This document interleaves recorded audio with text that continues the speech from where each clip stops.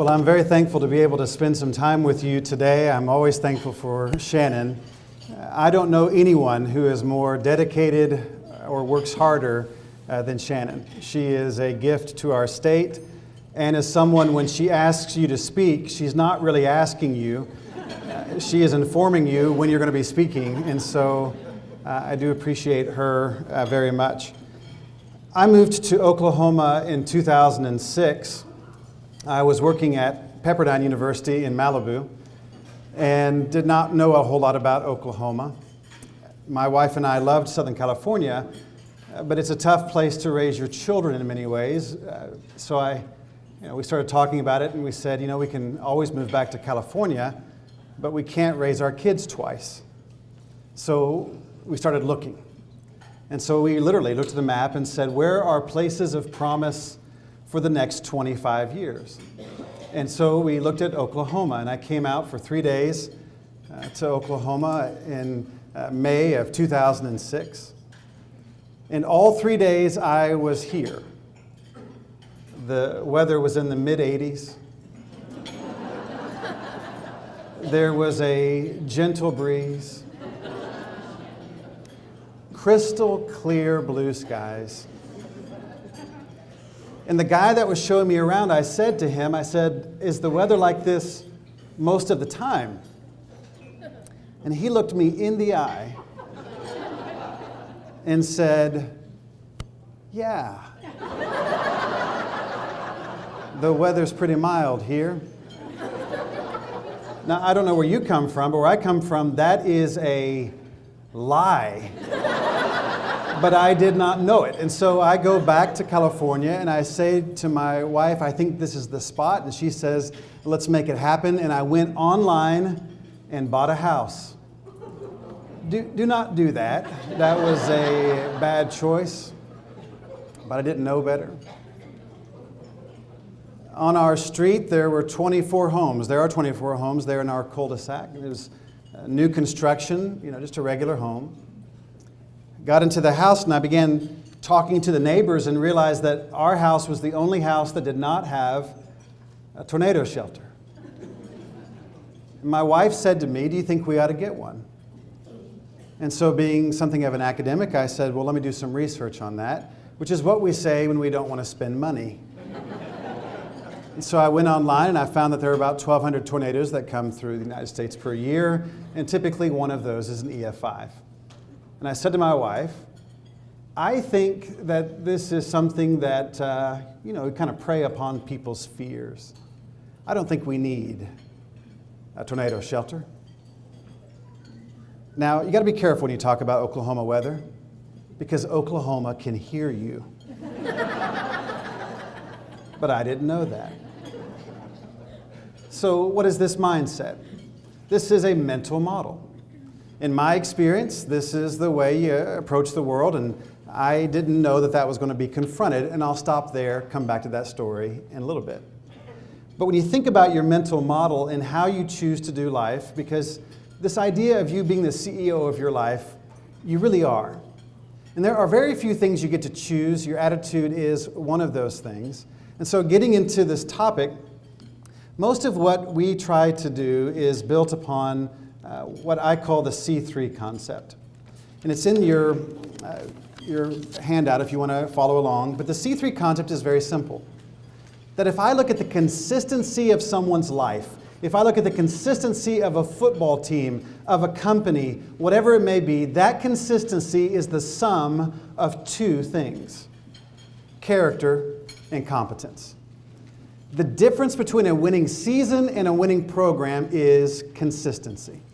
So if I want to change the consistency of my life, if I want to change the consistency of how something is done in a nonprofit, in a for-profit, in a governmental agency, whatever it may be, I have two options. I can address the character issues, I can address the competency issues, or maybe a third option would be I can address both. So I want to walk you through this idea. It's very simple. And the idea being, most places, as you well know, hire for competence and they fire for character.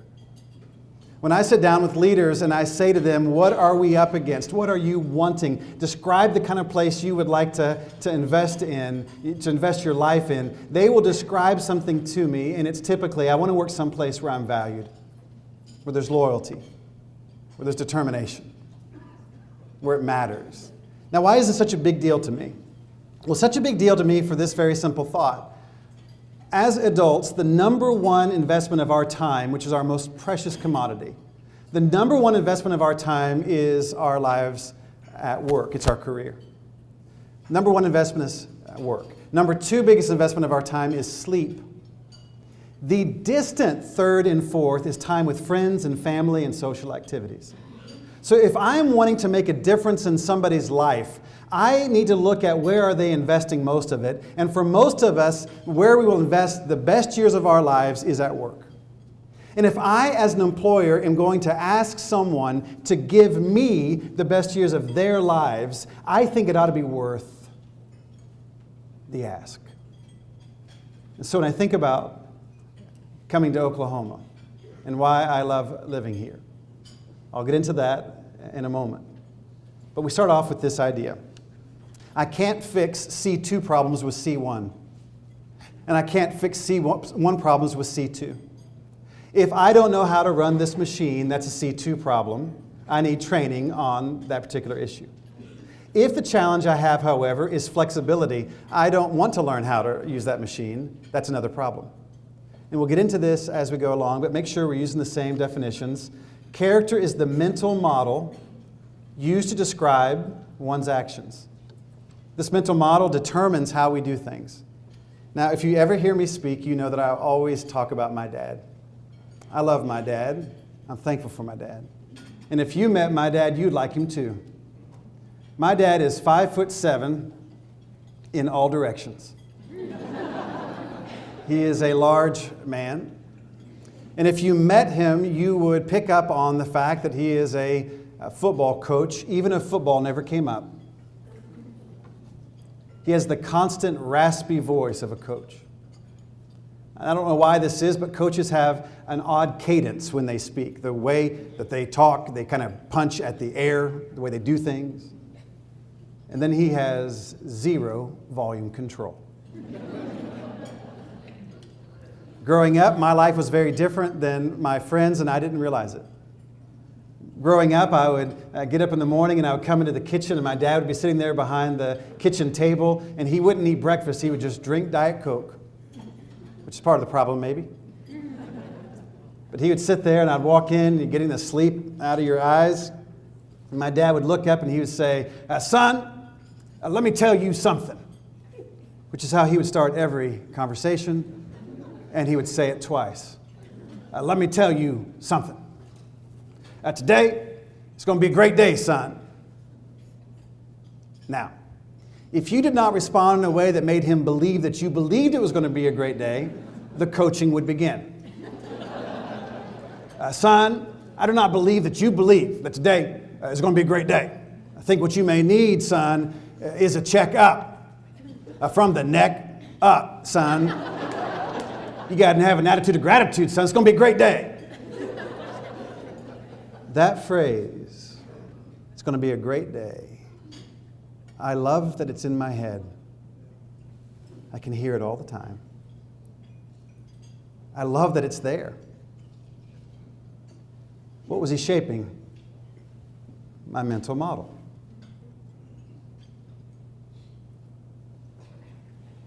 A year and a half ago, I called my dad and I said, your birthday's coming up. Do you have anything in mind? And he said, son, I got a bucket list item. He's never used that phrase before, and it scared me. He said, I've got a bucket list item. 50 years ago, I got to go to an Ohio State football game. That's where he's from. And I want to go back. And I want my boys to take me.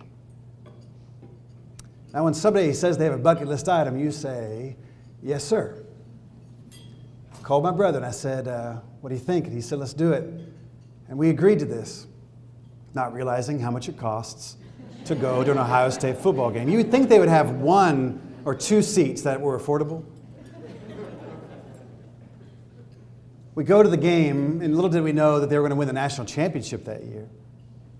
That was a fun thing for my dad. And on the way home, back to where he's from, at that point he was still in Chattanooga, Tennessee, which is such a beautiful place.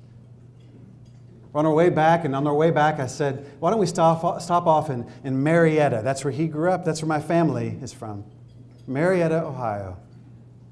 Came across the ocean there in 1791, 1792, and we were trying to make our way down to Kentucky when we got to Marietta. And they said, you could have property here, 100 acres, if you had a gun and could use it. And if you could protect the property for 5 years, you could have it. And just outside Marietta is a small graveyard that I found recently online that we did not know existed. So we're driving back, and I said, I want us to go someplace. And we get to this little spot at the top of a hill, and I said, this is where our people are from.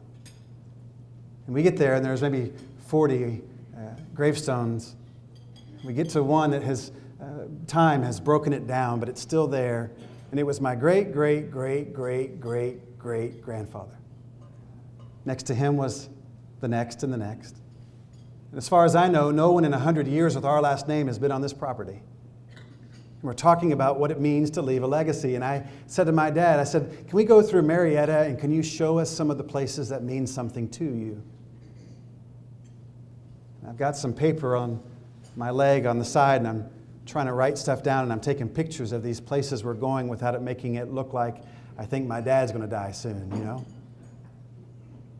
Takes us to the first house.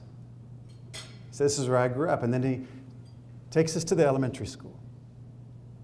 He said, this is where my life was changed.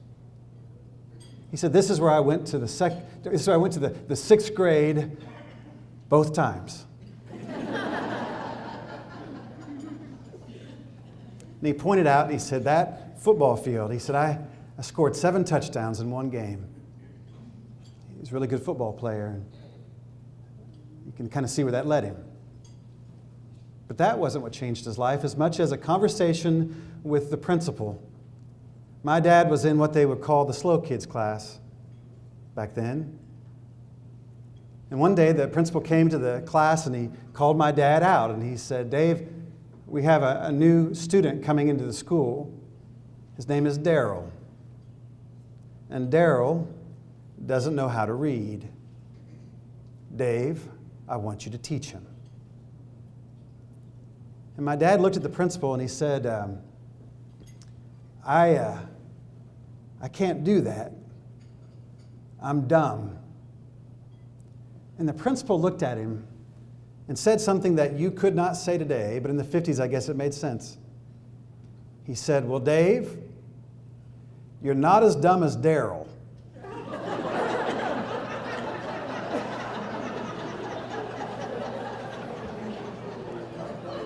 So teach Daryl how to read. And I'm writing the story down, and I'm looking at my dad, and I've stopped. Because this is not where I think he was going. You know, this is not the story that I thought would be the inspiring story that changed his life. And he looked at me, and he could tell, and he said, you know, I know that story doesn't sound right, but he said, but I understood what he meant.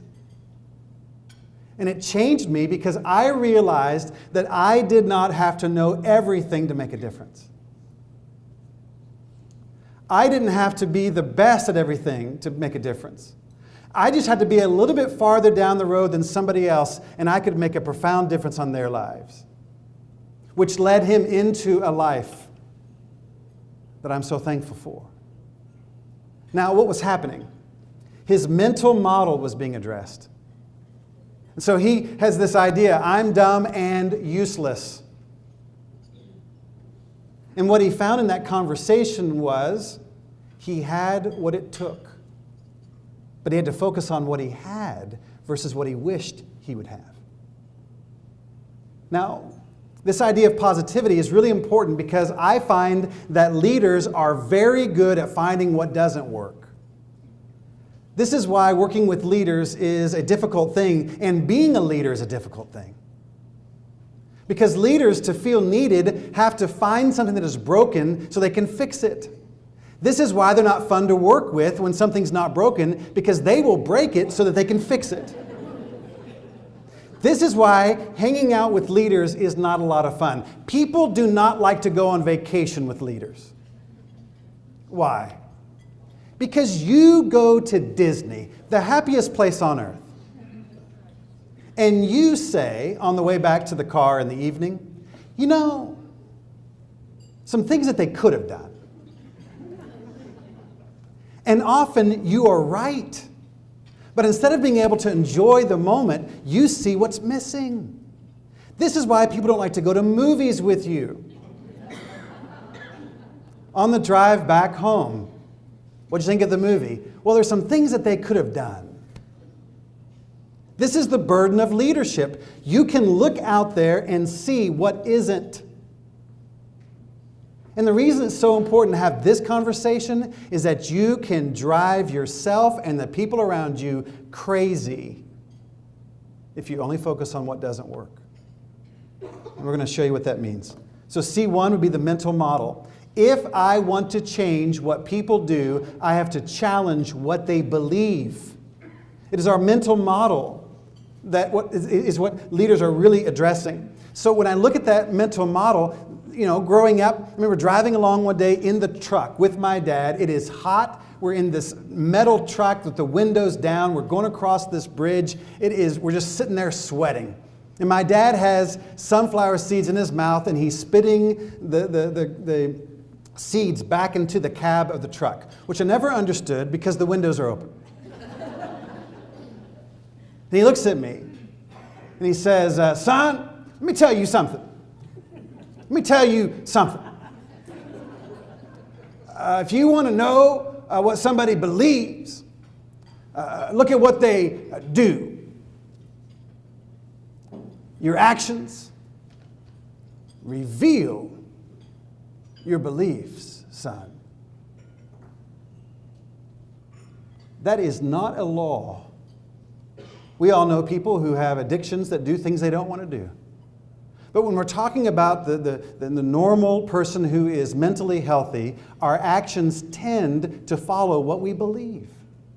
You would not be here if you didn't believe in something that is a part of this luncheon. That's why I love being here. That's also why I get so nervous, because I know it matters. So I got the C1, the mental model. So if I want to shape someone's character, people say to me all the time, do you think you can teach character? Well, I know this, you can't teach anything to someone who doesn't want to learn. But character is not a fixed thing. If I can change my mind, I can change my character. C1.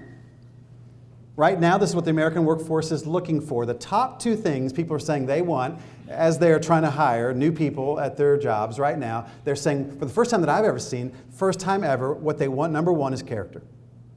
And they say it this way: we want people who will show up at work on time and not steal from us. Top two things. Wow. We'd like for you to come to work if you don't mind. And when you get here, if you wouldn't take our stuff. Wow. Mental model. So let's keep on going. I want to make sure we understand what I'm getting at. C1, mental model. C2, competence. If you want to destroy your company, hire people who are good people who don't know what they're doing. The idea, we're going to hire for character and we're going to train for skill. I believe in that, but I would say hire for both and train for both. Because if you hire for character and you've hired people who don't know what they're doing, that is also expensive and then more awkward when you fire them, but you still like them. C1, character. C2, competence. We need people who know what they're doing and can do what they do well, measured against a common standard. This is an area we want to compete in.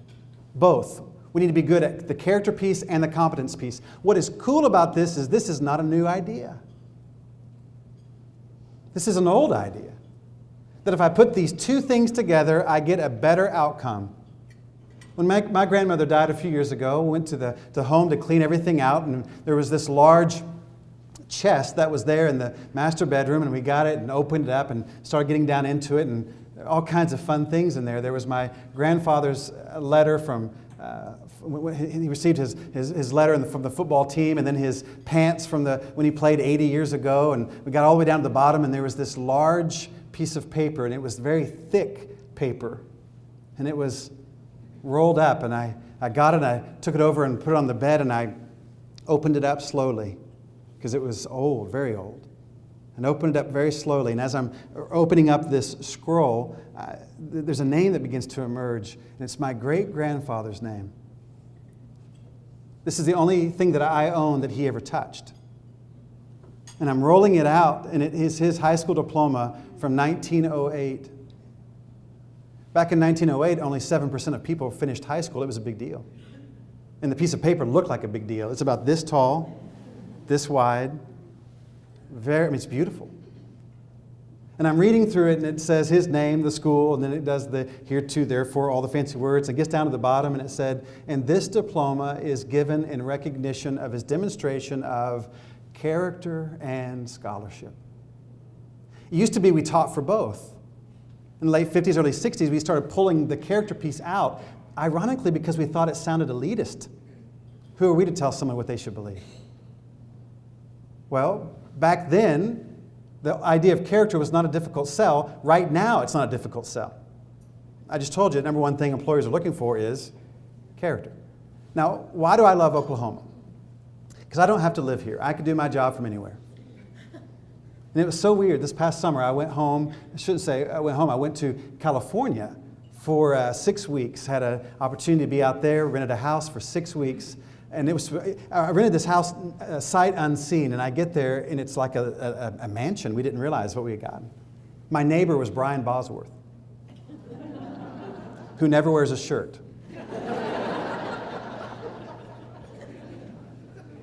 We get there, and I'm instantly homesick. I love this place. It surprised me. Homesick. Why?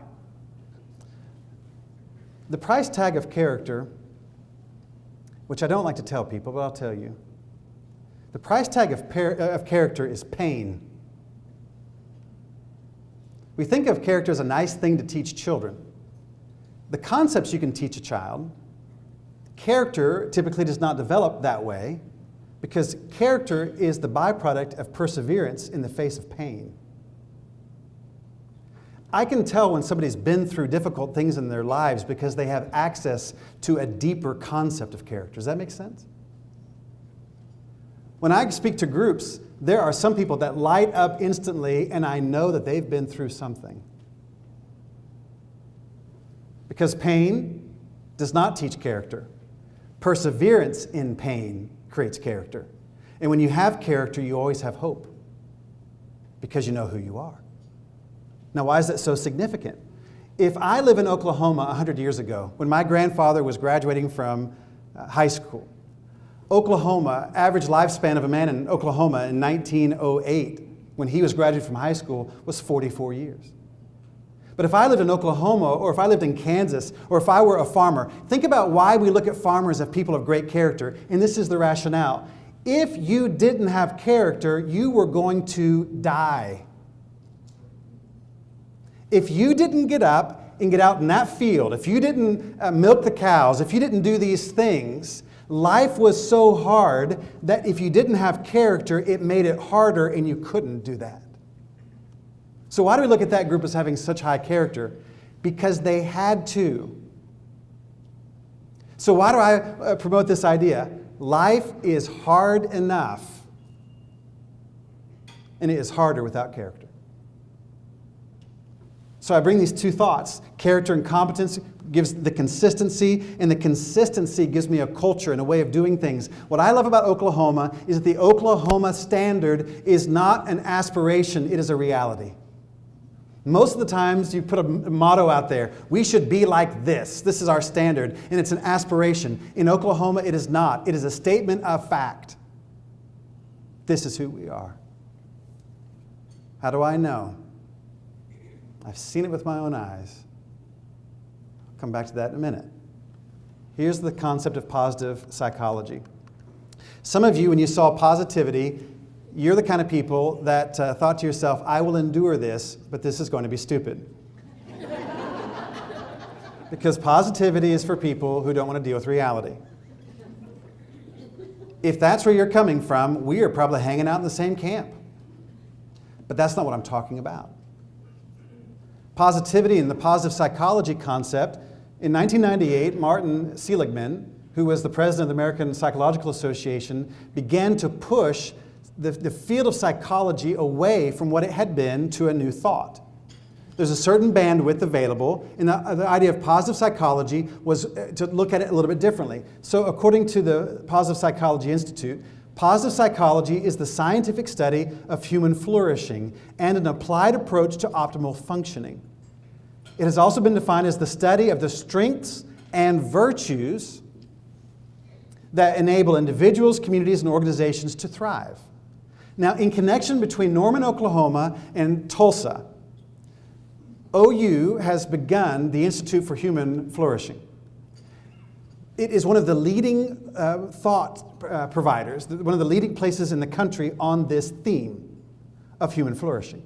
So when you go across the country and you look at where can I go to learn more about this, right down the road from you with the inspiration and in part funding from Tulsa is the Institute for Human Flourishing. Let me show you what this means. Positive psychology suggests the field of psychology should not be limited to healing pathology, but should also include the scientific approach to considering the factors that contribute to a life worth living. Now, what happened? In psychology, we began focusing exclusively, really, on what is broken, not studying scientifically what is working. Now, the significance of that is that it allows us to begin to expand the horizons of what we do. And it is not, let me make it clear, it is not happyology. It is not just a more pleasant life. It is the pursuit of a good and meaningful life. And what people find in these studies is that a meaningful life is one in which you give to others, you make a difference, and you are connected to people. Now look at what it means. In this TED Talk, if you want to look it up, check that out. We should be concerned with strengths as weaknesses. And you look at both. We should be interested in building the best things in life as in repairing the worst. As concerned with making the lives of normal people fulfilling and with nurturing high talent as with healing pathology. Do you see what I'm getting at? So the shift looks like this.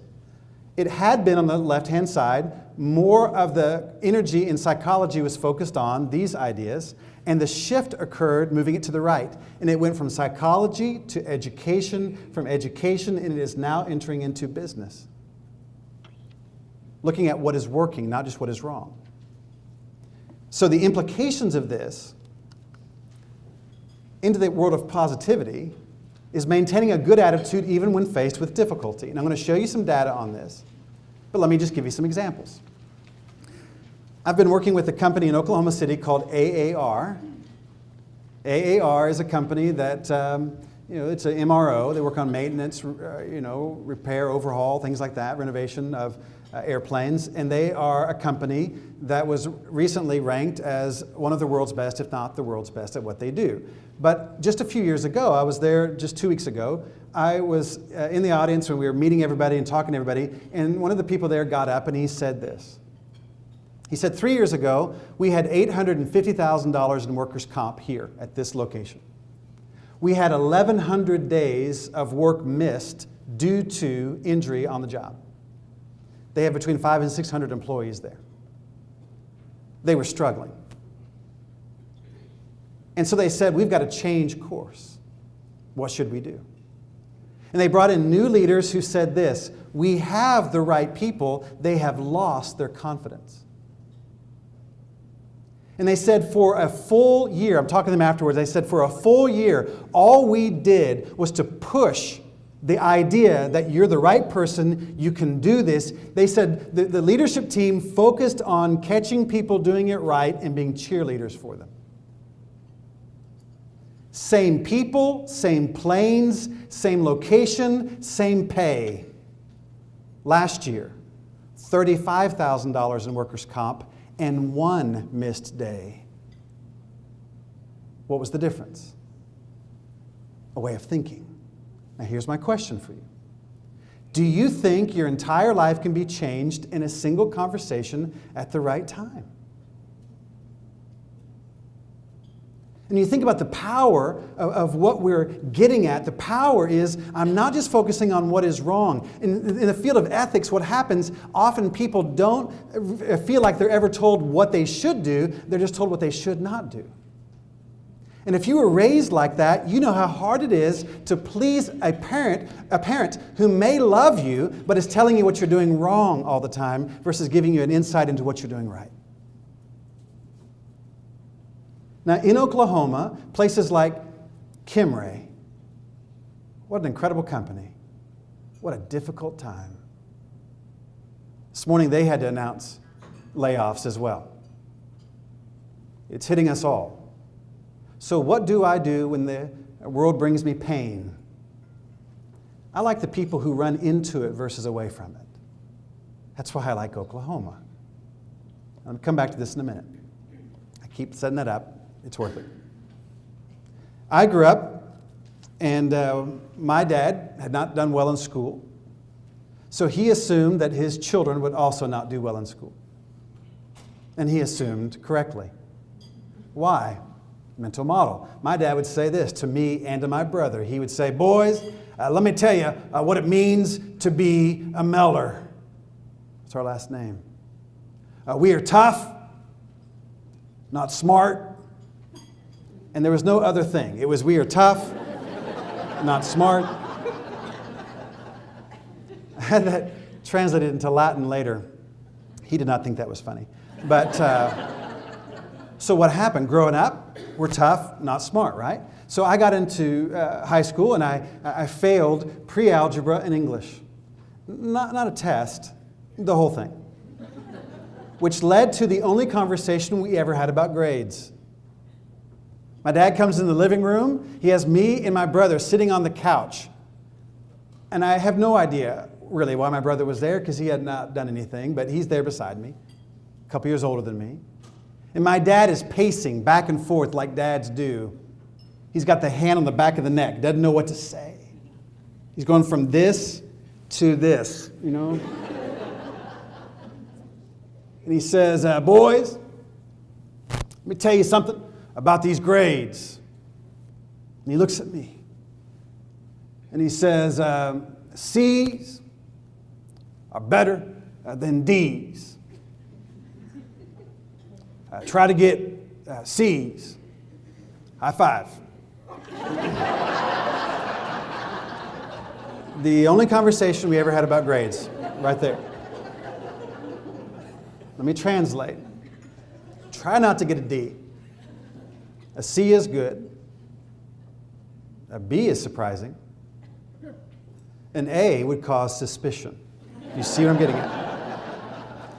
I graduated from high school, shook the high school principal's hand. I'm talking to him afterwards. He says, so what are you going to do next? And I don't look like it now, and I wasn't ever real big, but back then I was an all-state football player, and I said, I think I'm going to go to college to play football. I was a good high school football player.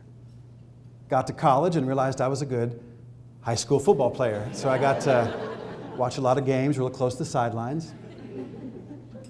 My principal looks at me and he says, and I told him, I'm going to go to college to play football. He looks at me and he says, really? Wow. Do you think you're smart enough to do that? And what's interesting is that it didn't offend me, because I was wondering the same thing. Got to college, first semester, made all C's. And I tell you, there's nothing wrong with making a C if that's the best you can do. Called home, got all C's. My dad went nuts. Told you he could do it, I told you. Now here's my question. Do you think your entire life can be changed in a single conversation? So it's a Tuesday afternoon and I walk into class. It's a class that has maybe 60 seats in it. There's a back door and there's a front door. If you're a student like me, the front door does not need to exist. I'm coming in the back door. I'm not going to sit on the back row because that's asking for trouble. I'm not going to sit on the front 2 rows because that's in the line of sight. What I will do is go about 2/3 of the way, get lost there in the left-hand side. And I'm walking to that spot when the teacher up front, Dr. Dr. Carson on a Tuesday afternoon rerouted my life. She points at me. I do not know her. She points at me and she says, "Nathan Mellor, I know who you are. Come here." I have never had this happen before or since. I walk up to the front of the classroom. This woman has been teaching for a long time, long enough that she is more concerned about changing your life than getting a better evaluation, if you know what I mean. She has her finger in my face, and she is smiling, and she says this to me, "Nathan Mellor, I know who you are. I think you are gifted and do not know it. I expect you to make an A in this class. This class is not easy. Sit there." "Yes, ma'am." Sat down, leaned over to a girl next to me. I said, do you have a pen? Got a pen? Leaned over to another girl. I said, "Do you have any paper?" Because you can't ask the same girl for both. And so I got the pen, I got the paper, and whatever came out of Dr. Carson's mouth, I was writing it down. She did not challenge my grades or my GPA. She challenged my beliefs. Do you see the difference? Why does this matter so much? Because that's what's up for grabs right now. So when I look at this concept of positivity, it is the ability in the face of difficulty to do something different than everybody else is doing. And when you look at a good leader, they can see what is wrong. When you look at a great leader, they see what is wrong and they see what could be right. And so when I look at positivity, it's the presence of mind in a difficult situation to not lose your mind. It's intentionality. One of the great people in this state is a guy named Mark Stansberry. I love that guy. He is connected to everybody. I was telling him about a program I'd like to get going, and I said, what if we could do this thing with some presidential stuff and do this and that? And he said, I could help you out on that. And he said, which presidential family would you like to connect with? He said, the Eisenhowers are right, and then you could get, I said, I think the Eisenhowers would be fine. Really? He said, okay. And so he connects me with Mary Eisenhower. So we start this Presidential Leadership Institute for high school kids. And Mary Eisenhower is a part of it. We go to the Eisenhower Library up in Kansas, It's a great place. We're walking through the Presidential Library with Mary Eisenhower, talking about her granddad. That's a weird deal. To walk through a Presidential Library, and she said, well, that's me when I'm 9. And we get to one picture, and she said, this is my granddad. This is what was special about him. And it's the morning of D-Day. And he's surrounded by the young men who are about to be dropped across the canal there. This is the airborne. And he's standing there in front of these people. And this is one of the most famous pictures of World War II. And he's surrounded by all these soldiers, and they already have their gear on, ready to go. And there's one that has this little sign. It says number 23, because they're trying to keep everybody identified, And General Eisenhower is standing there, and he looks really intense. And he has his hand like this, and he's talking to the troops. They're expecting 90% casualties in this group.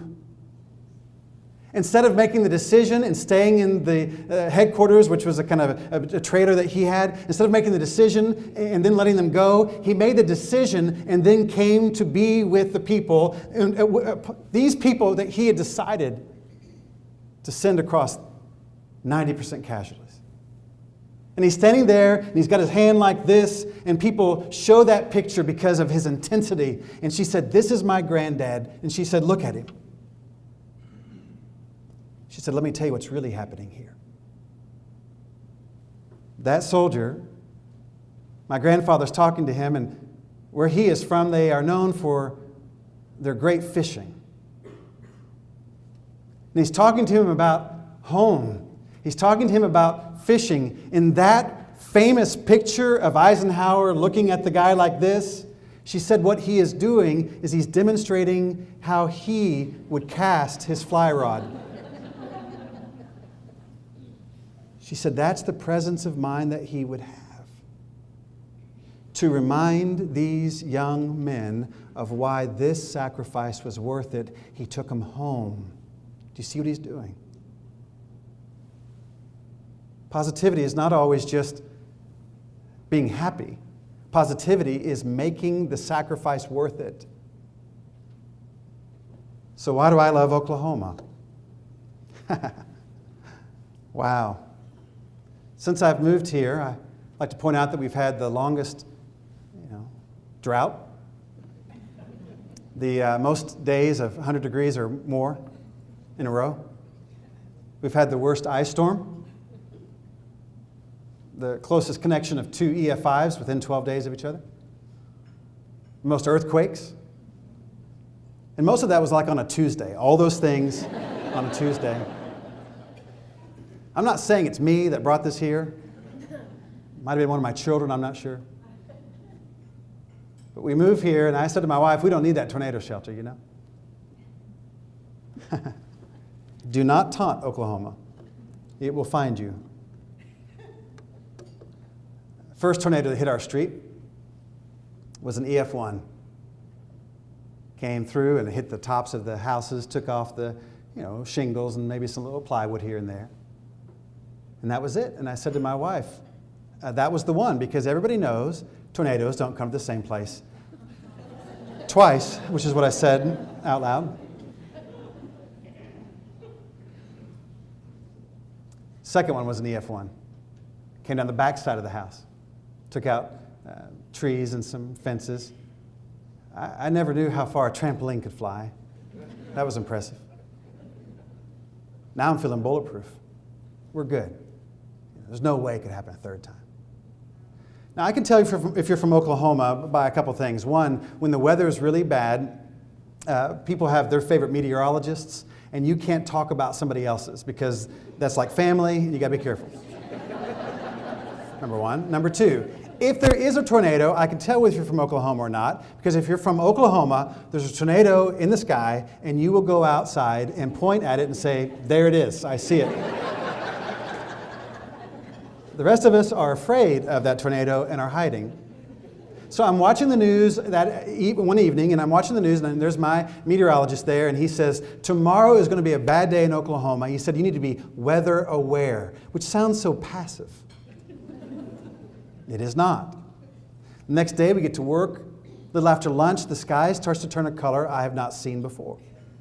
And I said, what is that? And they said, that's dirt. That's western Oklahoma on its way here.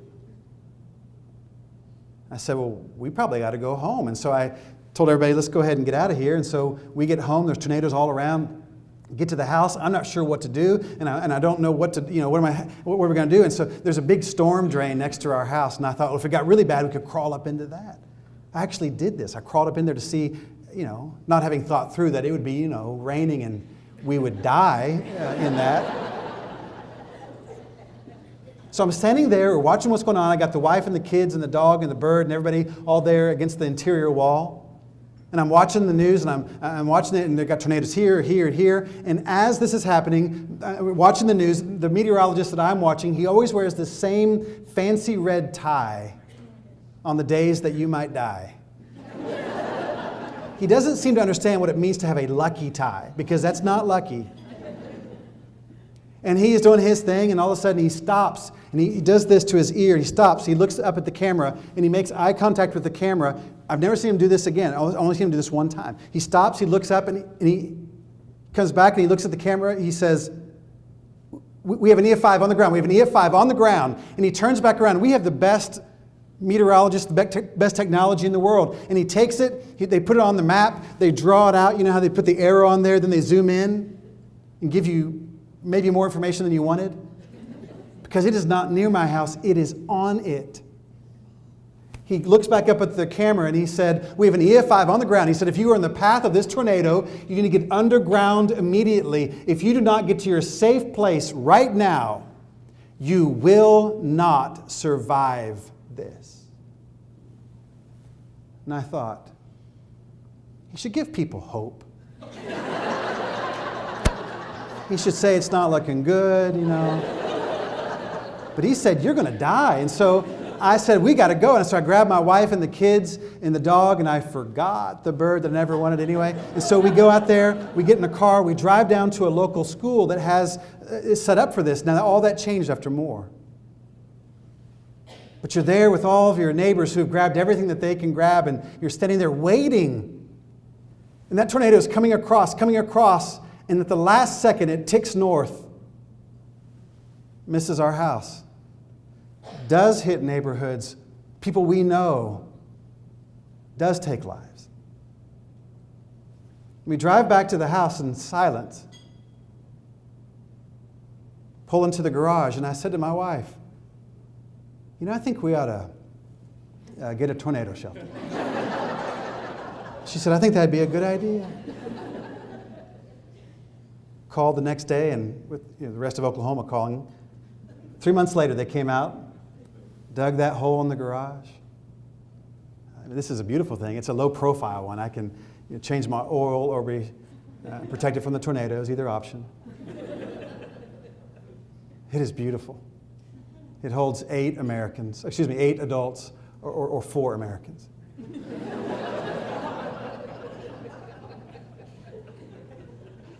Now, what had to happen for me to change? We tend to change for opportunity or pain.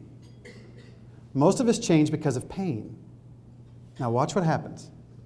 If I will focus not just on what's negative, if I will give people an opportunity to change in a way that relieves their pain, and I'm going to be really clear here, character relieves pain.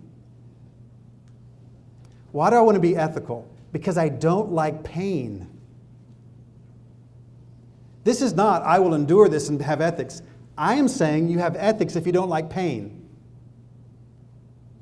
So what happens? We'll watch. Look at this. If I work someplace where I'm ignored, 57% of people who work in that environment are not engaged. Now, this is from Gallup's State of the American Workplace. Google this. They have great stuff for free that you can find there that I think might be very helpful to you. 57% of people this morning, in a place where they were ignored, 57% were not engaged. That means they come to work. It might be good, might be bad. We'll see. In this environment, 40% are actively disengaged, which means they came to work for the purpose of undermining what's happening at work.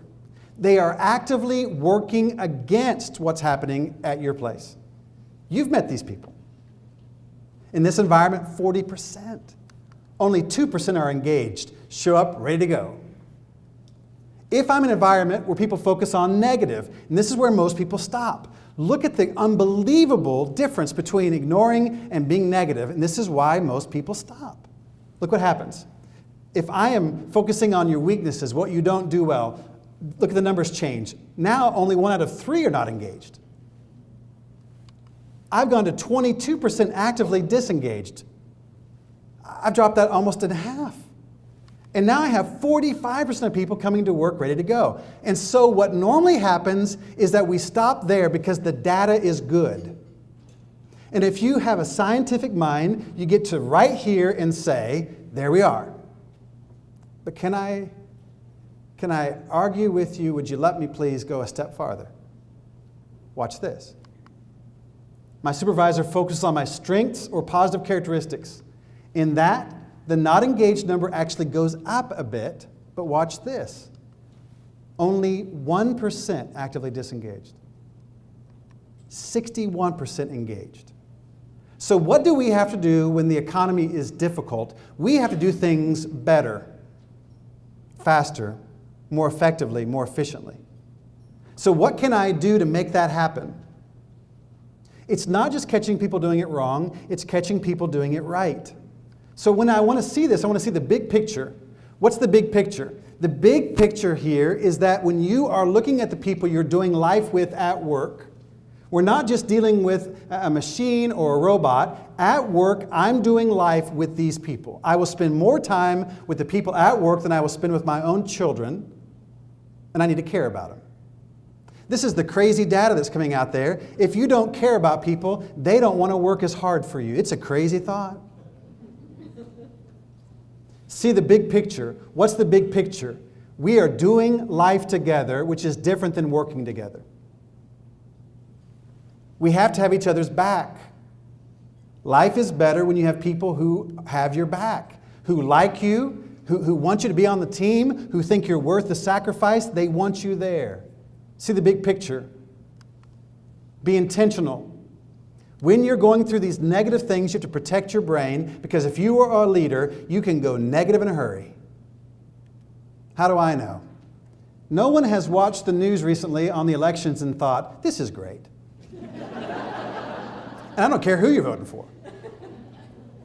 So what do? We launch into a conversation that just spirals. Why is it so negative on Facebook? Because you're only talking about what's not working.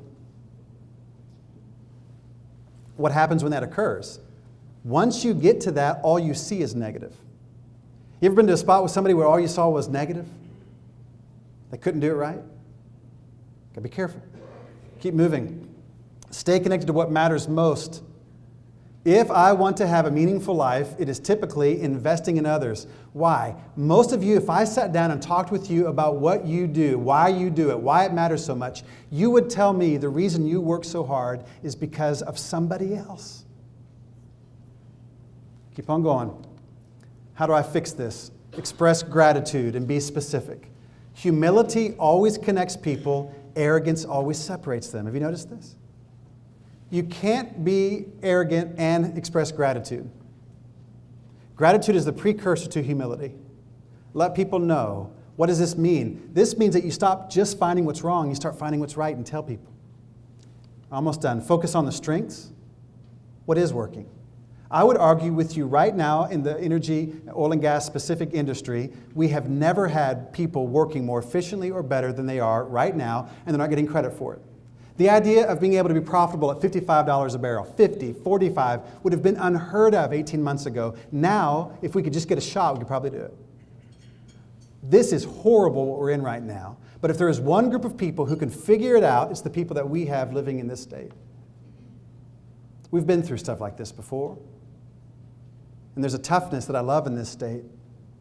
If you're not tough, this state will just push you right on out. There's a reason why from this place, some of the world's greatest entrepreneurs came from this place. Why? Because it's not easy. Almost done. Set goals. Two types of goals. Terminal goal would be, we're going to increase sales by 5%. That's where most people focus, and I would ask you not to. I would ask you to do this. Focus on the continual goal. What kind of place do we want to be? Because that will determine the outcomes you get. Stay connected. You got to stay connected because you need each other.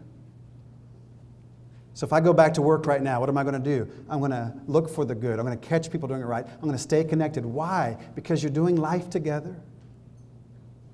What makes life better is community. And I'll finish with this. When I had been here for just a few years, one night it started raining. It started raining hard, and it kept raining. Actually rained 11 inches in 7 hours above my home. That creek that was behind the house that made me think, we ought to get that house. When I bought it online, began to rise. My wife, I drive to work and it's water everywhere. My wife calls me and she says, honey, the creek is really high. She's saying this as kind of interesting, not, we're in peril. Calls back and she said, it's nearly to the fence. Calls back again and she said, it's between the fence and the house.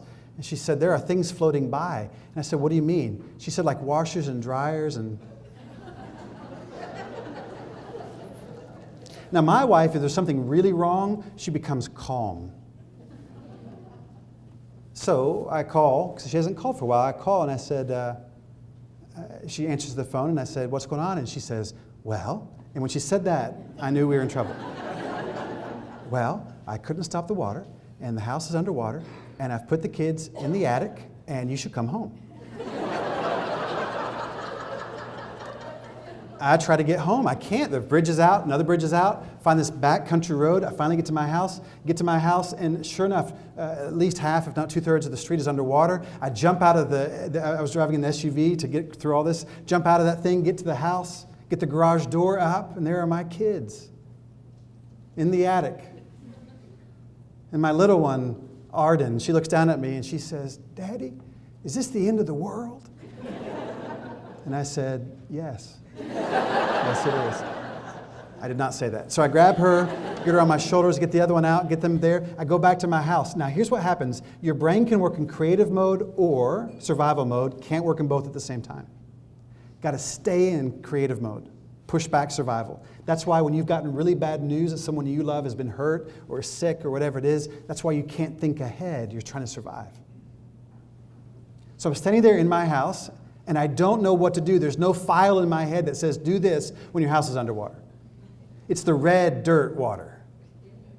And I'll tell you, what you'll remember forever is the sound of your house. It's the wood creaking. And I don't know what to do. So I go around and I'm unplugging things. Do not do that. Because it hurts every time that you do that. After the fourth time, I just said, I got to, right here, it hurts really bad. So I'm standing in my living room. I don't know what to do. And my neighbor from across the street comes over. He's standing in the front door. And I know he's from Oklahoma by the way he says this. He's standing in my front door and he says, you all right? I can't shut the doors because of the water. I've lived in Oklahoma long enough to know how to answer that question. Yeah, I'm good. He said, I know you are. Maybe I could help you a little bit. He walks into my house and starts taking up carpet. Now the water came up and it went right back down. But people started showing up. 4 hours after the last raindrop hit my house, the sheetrock was out, the carpet was out. People brought dehumidifiers. They took our clothes and the kids' stuffed animals to the dry cleaner for us. And more importantly, brought them back because we didn't know who these people were and where they had taken our stuff.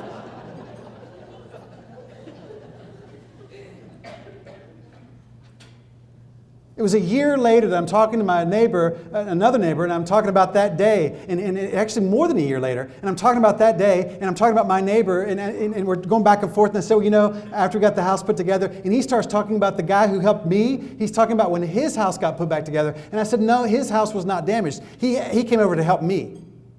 And he said, no, his house was damaged as well. And I said, no, I don't think we're talking about the same guy. He said, it's that guy right there. And I said, he came to, I don't think his house was impacted. And it's one of those conversations where someone wants to grab your face and say, just listen to me. He said, I know who we're talking about. He's my neighbor. His house flooded too. He just thought yours was worse. So he wanted to help you first. People ask me, why do I love Oklahoma? That is not a difficult thing to answer. So what happens? Difficult times. Oh, we can handle difficult if we stay together. I'm thankful for you. I'm out of time. But what you are doing matters. Life is too precious. Time is too important to waste it. What you're doing matters. So why does Tulsa succeed? It's not because we just have the smartest people in the world. It's because a choice we make, a way of thinking. And a place like this is making that happen. Thank you for the opportunity to spend some time with you today. Thank you.